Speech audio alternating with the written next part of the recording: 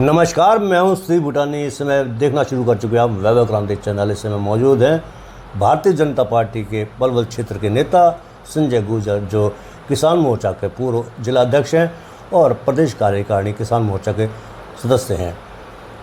Metro की घोषणा हो चुकी है सीएम मनोहर लाल द्वारा। आइए रिएक्शन लेते हैं, प्रतिक्रिया लेते हैं, क्या कहते हैं संजय गुर्जर। संजय जी, आपकी पार्टी के सीएम ने, बल्कि मैं तो ये कहूँगा सीएम साहब ने घोषणा कर दी है मेट्रो की। चुनावी झुंझुना बताया जा रहा है, लोग इसको बड़ा उस तरीके से ले रहे हैं कि ये तो एक चुनावी झुंझुना है, ये कोई घोषणा नहीं है, ये अमली जामला नहीं होगा। उसके साथ में ये भी कहते हैं कि गुड़गांव फरीदाबाद मेट्रो का कहाँ सा पहले घोषणा की गई थी, ट्वीट भी किया गया था, वो आज तक बनकर तैयार नहीं हुई है, डीपीआर तक तैयार नहीं हुई।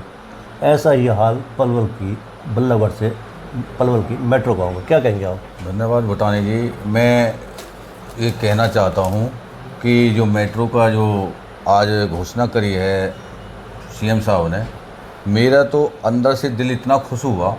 एक त्यौहार जैसा हमारे माहौल है पलवल के अंदर। हर आदमी कहीं भी पूछते हैं तो हर आदमी ये कहता है कि बहुत अच्छा काम है। अगर पलवल में मेट्रो आ जाती है तो पलवल फरीदाबाद और गुड़गांव को फेल करेगा, इतना अच्छा शहर बनेगा। पलवल के अंदर ऊपर वाले की कृपा से पानी इतना अच्छा है कि जिससे ना पलवल के अंदर फरीदाबाद और गुड़गांव से ऊपर पानी है। पानी से हिसाब से पलवल सबसे अच्छा है और इंसान को पानी चाहिए रहने के लिए। जहाँ भी रहेगा वो पानी से बिना नहीं रह सकता। और दूसरा नंबर, मेट्रो गुड़गांव वाली बात, वहाँ पर एक पहाड़ी एरिया आता है, इतनी जनसंख्या नहीं जाती गुड़गांव से फरीदाबाद। यहाँ हजारों आदमी ट्रेनों में चलते हैं, अपनी सवारी से चलते हैं, बसों से चलते हैं। तो मेट्रो देखती है कि कहाँ हमें फ़ायदा होगा, कहाँ सवारी ज़्यादा आ सकती है। तो इसलिए पलवल में गुड़गांव फरीदाबाद से भी पहले काम शुरू होगा। और मैंने तो सुना भी है, अखबार में आपने भी पढ़ा है कि वहाँ से टीम आ चुकी है, वो सर्वे करने लगी है। और मैं तो ये कहता हूँ कि ये आपके चैनल के माध्यम से कहता हूँ कि इस जो मेट्रो आ रही है, ना कि कुशलुपुर से नहीं, बल्कि मेट्रो को हमारे केएमपी केजीपी से जोड़ा जाए। और भविष्य में अगर केएमपी केजीपी से जुड़ जाता है तो मेट्रो का इतना वो बनेगा कि आप ये कहोगे कि पलवल एक अलग ही शहर बनेगा। कि यहाँ जो आज रोडों का वो बना है, जाल बना है, उससे एक अलग सिस्टम बना है। तो मेट्रो आने के बाद यहाँ की जो हमारी जनता है वो इतना खुश होगी और उनकी जो ज़मीनों के रेट बढ़ेंगे और जो यहाँ विकास होगा। एक मेट्रो से हमें तो इतनी खुशी है। तो मैं मुख्यमंत्री जी का और अपने कृष्ण पाल जी का बहुत बड़ा धन्यवाद करता हूँ कि पलवल के जो मेट्रो जो मैं मांगता था, मैंने तो पहले भी आपके माध्यम से बोला है, पलवल मांगे मेट्रो। तो अपने जो घोषणा की है, मैं उससे बहुत खुश हूँ। आप तो बड़े खुश हैं, आप मांग भी कर रहे हैं कि मेट्रो यहाँ से यहाँ तक आए, लेकिन कहा यह जा रहा है कि मेट्रो की सिर्फ चुनावी जीतने का एक मूल मंत्र है मेट्रो। देखो, अभी 8 से 9 महीने एमपी के चुनाव में हैं, 1.5 साल के करीब एमएलए के चुनाव में हैं। लोकसभा विधानसभा 6 महीने का फ़र्क है।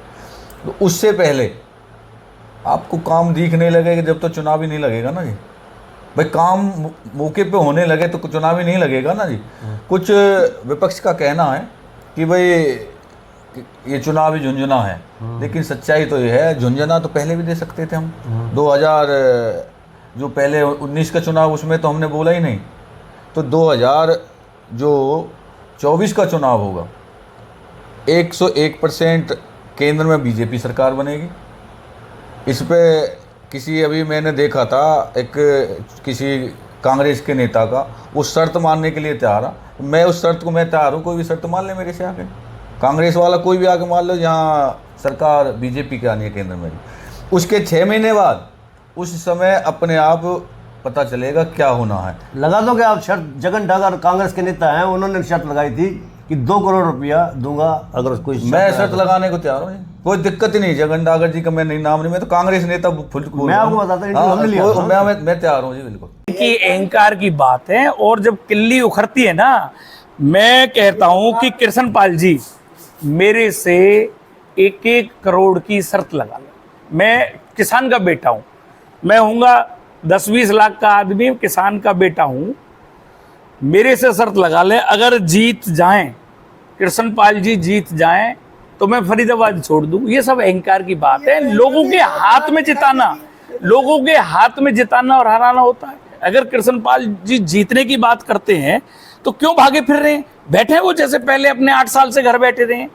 अच्छा, कृष्णपाल जी देखो तीसरे नंबर पे इंडिया में आए। मैं आज बता रहा हूँ, अब की बार ऐसी कोशिश होगी। कुछ कमियां हैं, मुझे यहाँ पे पता, सबको पता है, लेकिन जो हमारी केंद्र सरकार में कोई कमी नहीं है। केंद्र सरकार ने वो गुजर में कमी है? नहीं, हमारे कुछ हरियाणा सरकार में कुछ नेताओं में कमजोरी के लगा लो, या काम करा नहीं पाए, या काम का वो नहीं है तजुर्बा उन लोगों को। केंद्र सरकार ने वो काम कर दिखाए जो 70 साल में नहीं हुए। आज जब मोदी जी अमेरिका गए ना, तो मेरे दोस्त रहते हैं, मेरे चाचा के लड़के रहते हैं वहाँ पर एक रिश्तेदारी में, तो वो खुद ये कहते कि हमें एक गर्व पैदा हुआ था। लोग कहते थे कि वहाँ के वह वास्तविक मोदी है, कुछ तो है।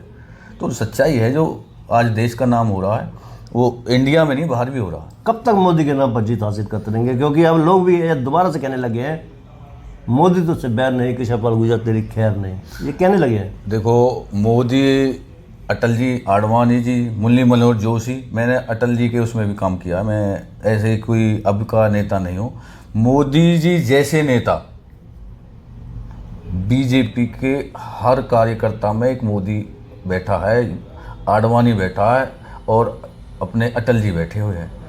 तो मोदी के बाद और बहुत अच्छे अच्छे नेता है, ऐसे नहीं है। अभी मोदी जी के नाम की बात नहीं, वो भी तो बीजेपी है। मोदी जी नहीं, बीजेपी है। मोदी भी एक कार्यकर्ता है, वो भी, वो भारतीय जनता पार्टी का कार्यकर्ता है। तो कार्यकर्ता के हिसाब से मोदी जी, हर कार्यकर्ता मोदी है।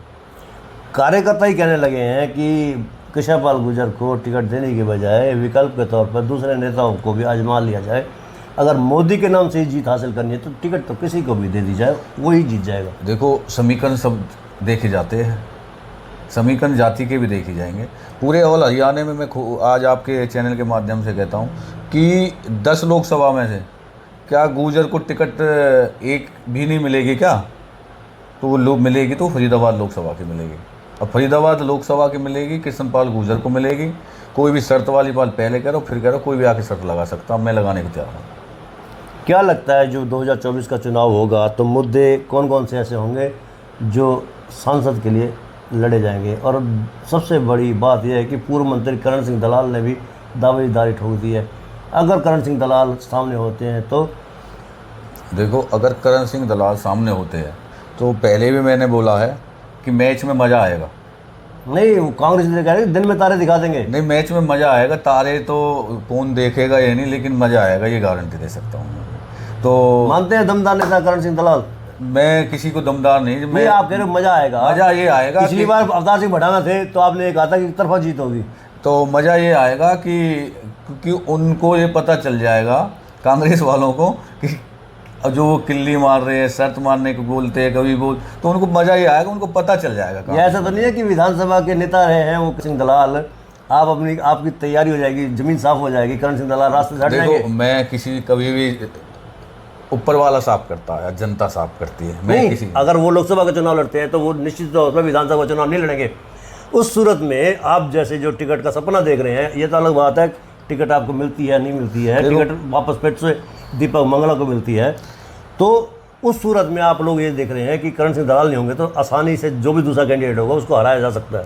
टिकट की बात यह है, मुझे टिकट मिले मतलब जनता अगर कहेगी तो मैं चुनाव लड़ूंगा 101%। पहली बात तो यह है, मैं किसी के उसमें नहीं हूँ कि मैं बीजेपी से चुनाव लड़ूं। अगर जनता कहेगी तो मैं हर तरीक़ा से चुनाव लड़ने। अच्छा, यानी कि आप बीजेपी से टिकट मिलेगी तो बीजेपी से लड़ोगे, पहले जनता कहेगी तो दूसरी टिकट से, दूसरी पार्टी से, जनता की टिकट से लड़ूंगा। जनता की टिकट पे यानी कि निर्दलीय भी लड़ सकते हो? जनता जैसे कहेगी। जज्बा है, इनेलो है, कौन सी पार्टी है? मैं अभी आम आदमी पार्टी विकल्प है। अभी कुछ नहीं है मेरे लिए। मेरी माँ है बीजेपी। पहले रोऊंगा और रोते हुए बच्चे को देख के शायद हो सकता, माँ भी को कहते हैं कि माँ के बराबर समझा, तो माँ को उनको आएगा। सबसे पुराना कार्यकर्ता हूँ। उस समय कार्यकर्ता लोग हंसते थे जब से कार्यकर्ता बीजेपी का हूँ। मेरे पापा भी बीजेपी में रहे हैं। तो मैं चुनाव के लिए लास्ट तक टिकट मांगूंगा। टिकट नहीं मिली तो जनता ने जैसे कहेगी, अगर जनता कहेगी तो मैं चुनाव लड़ूंगा। 101%। नीचे जो आप देख रहे हैं यूट्यूब चैनल, इसको आप लाइक करें, सब्सक्राइब करें, कमेंट बॉक्स में जाकर एक प्रतिक्रिया अवश्य दें और इस लिंक को ज़्यादा से ज़्यादा शेयर भी कर दीजिए, क्योंकि वोकल फॉर लोकल के लिए आपका इतना सहयोग हमें ज़रूरी है। धन्यवाद। जय हिंद, जय भारत।